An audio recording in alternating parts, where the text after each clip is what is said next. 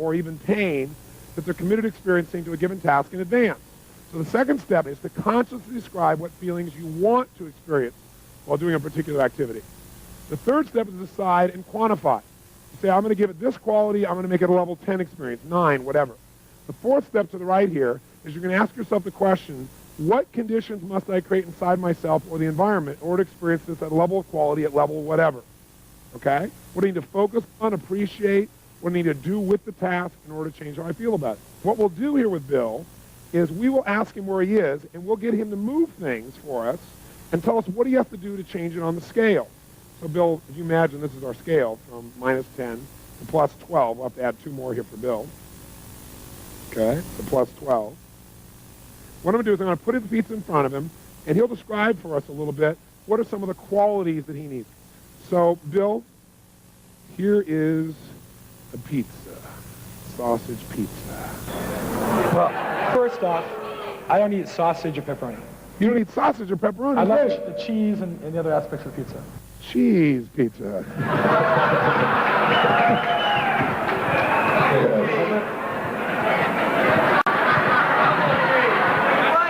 What's your level of desire for this pizza? Right now it's only a 10. It's only a 10. It's only a 10. Okay? It's not really warm.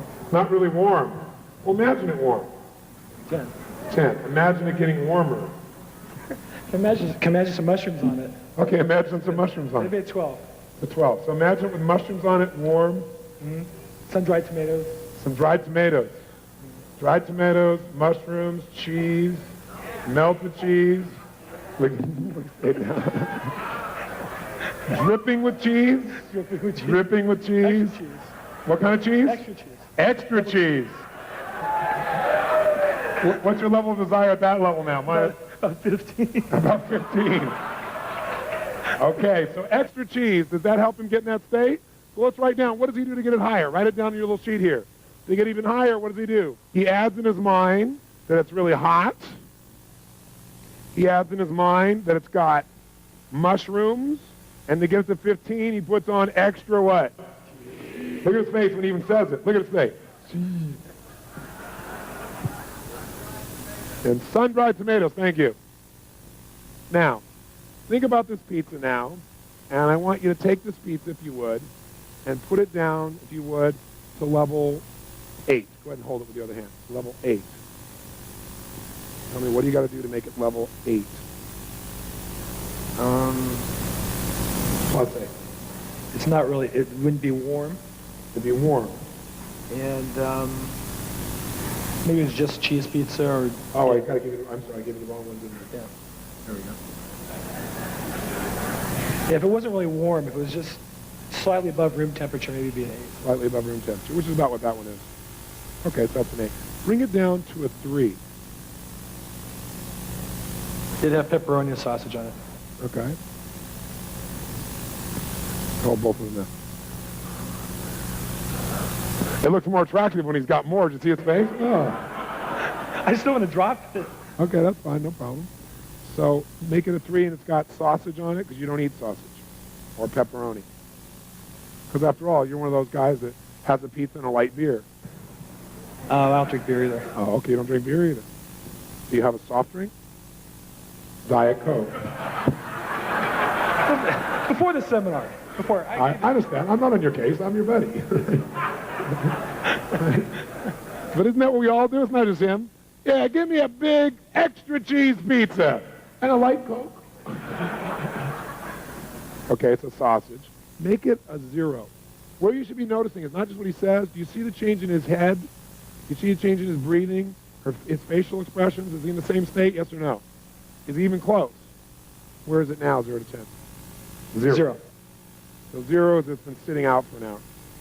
Make it -3. It's pepperoni and sausage, and it's been sitting out for an hour, and the grease is kind of coming out of the meat. The grease is coming out of the meat. Can you picture that? Mm-hmm. Can you see that? Yeah. Yeah. And what if it was a cheese pizza, but it's still -3? And it had also mushrooms on it, and it also had extra cheese, but it's still -3. And it even had tomatoes, sun-dried tomatoes, but it's -3. How do you do that? It's been sitting out for a while, How long? a couple hours. How do you know when you look at it? It's kind of glazed over. I guess the sugars come out from the cheese on top. It's kind of glazed over, maybe hard. Getting hard, the sugar is glazed over on top. Anything else that makes it a -3? Well, that'd be it.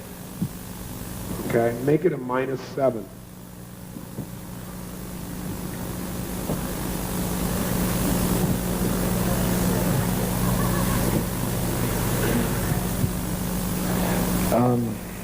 I can smell the meat kind of rotting a little bit. Smell the meat rotting. Smell the meat rotting a little bit. Where is it now? -7. It's at -7. Bring it down to -9. But it has no meat. It's -9. It has mushrooms. It has extra cheese. It has sun-dried tomatoes, and it's -9.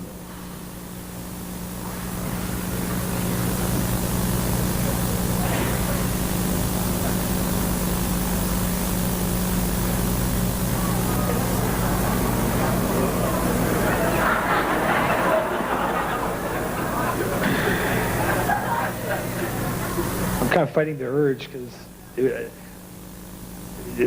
I'd be smelling the rancid smell of cheese in my stomach. Okay, go ahead and do that. Well, I don't want to throw up here. But I mean, I would get that urge. You'll get the urge, but I won't let you throw up.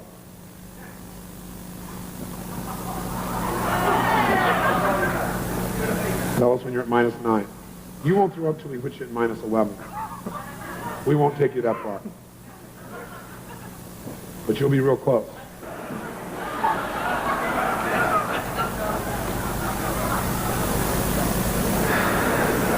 Tell us where you are now. -8. -8. Take it to -9. What are you focusing on? Take it to -9. The smell. Smell of what? Like cheese, rotting cheese. Rotting, rancid cheese. Can you see what it looks like too? And smell it? I couldn't even look at it. Can't even look at it. Go ahead and look at it while you say that. Look at it. Think pizza. That's it. Just look at it. Think pizza. Tell me when you're at -9. Imagine mushrooms, extra cheese. Mushrooms, extra cheese, pizza. That's it. Mushrooms, extra cheese, pizza. That's it. Mushrooms, extra cheese, pizza. Where are you right now? Scale from 0 to 10. Mushrooms, extra cheese, pizza. Smelling the rancid smell. Look at the pizza when you think about it also. See it and smell it. That's it. Hang on, hang on, hang on. That's it, that's it. Mushroom, extra cheese. Smell it. Smell the rancid smell. That's it. Smell the rancid smell. That's it. Smell it. Smell it. There it is. Smell the cheese. You can smell it. That's it. Smell the extra cheese. That's it. Smell it. Extra cheese. I'd like some extra rancid cheese. Where are you? 0 to 10, right? -10 right now. -9, -9, -10. Don't go to -11. Don't go to -11. Okay.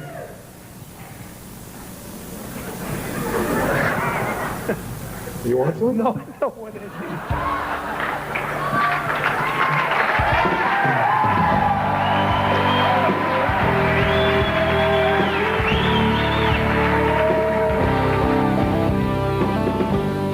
So does that look like a fun and hopefully valuable tool? I know it's deceivingly simple, so you might say, well, I don't know if that's really going to change the way I really feel, or maybe it'll change the way I feel for the moment, but it's not going to last. In fact, Lisa Gibbons, who was the person who interviewed me in the infomercial that you saw before you got these tapes, she was at that program, and afterwards she came up to me and she said, how did you know he was going to change so fast? I said, because everybody does. We all have the same nervous system, and when we use it effectively, it's like a computer. When you know the right code, you can change it rapidly. It's this hypnosis we have that change has to take forever. It has to be painful that keeps us from changing. And I said, it'll last, or you watch. She said, well, we'll see. So we just followed up about a year later with this gentleman, Bill. And what's interesting is, not only has he not touched any pizza for an entire year, I mean, not even close, but he said he's never touched any more cheese. And here's the best part. Is it because he can't? No, he could go back and change it tomorrow if he wants to. I'm not about taking away people's choices. But he doesn't have an urge to. He doesn't have any desire, is what he said. I just don't want it. Wouldn't it be nice to eliminate one of your addictions through this simple process? Now, it's true if you are, like, say, loving chocolate, and you keep saying, I love chocolate, I just love it, I love it, I love it, I love it, I love it, and you give yourself this incantation, remember that? Or with all this emotional intensity, you talk about how much you love it all the time, and then you go to do this to change, highly unlikely it's going to last because you're going to be giving your brain a different message. So you have to make sure that you control your internal dialogue by creating a new incantation that supports you, and you have to make this adjustment. So I want you now to do this so you see that it really works. You can do it with food, you can do it with something that you're doing right now that's not so good, and figure out, okay, if right now my level of desire for this food is at a 9, and I don't want to eat this food or this alcohol or this whatever, how would I lower it? And don't try and go from 9 to 0. It might be too big a jump. Let's say, well, what would it take for me to only like it enough that I considered on a 0 to 10 scale to be a 7 or a 6? And really think about it. And by the way, the state you're in when you're asking these questions makes a big difference. If you're sitting passively going, well, what would it take for me to feel like a 7? Your brain won't have the answer. You got to ask a question where you're telling your brain, I expect the answer. You got to have certainty when you ask a question that you're going to get the answer. If you don't have certainty, it won't work. So put yourself in a peak state and then say, okay, now what would it take for me to have this be like a 3, a 0? And write it down, and you'll find a little chart that's enclosed with this videotape that can help you track it. What about a -2? What about a -6? And what you'll find is exactly how to increase your desire, or decrease your desire, I should say, or increase it if you want to. And by the way, what is this really about? Quality of life. We talked about setting goals for quality of life. Here's what I want you to do. I want you not just set a goal for the quality of your life. I want you to decide and make it happen.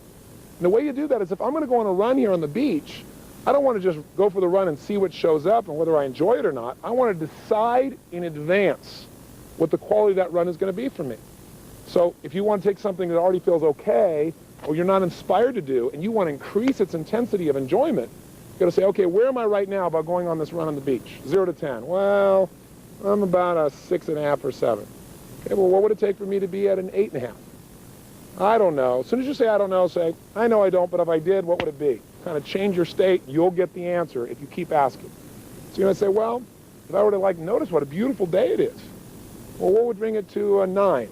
Well, maybe if I brought some music with me, or if I listened to one of those Tony Robbins tapes, or something better, right? Something that puts you in a good state, so maybe I feel like I'm learning while I'm running. Well, maybe I could get it to a 9.5 by doing an incantation as I'm running. I'm a lean, mean running machine. Or as I'm running, all I need is within me now. All I need is within me now. All I need is within me now, with tremendous energy and emotion. Right? If you do that over and over again, how's that going to feel? You know? All I need is an airplane to go away so I can finish this tape. Whatever it is, you want to be saying it again and again while you're running, so you're literally programming yourself. That might bring you to a 9.5. Maybe you go run with a friend, that brings it to a 10. The point is really simple. Don't settle for whatever life gives you. You determine the quality of your life. And the way you do it is ask this question. If I'm at level 7 now, what conditions? First of all, what's the level I want to have? Maybe you don't want a level 10 run. Maybe I want it to be a 9 or an 8. What conditions must I create inside myself for that to be a level 9 run?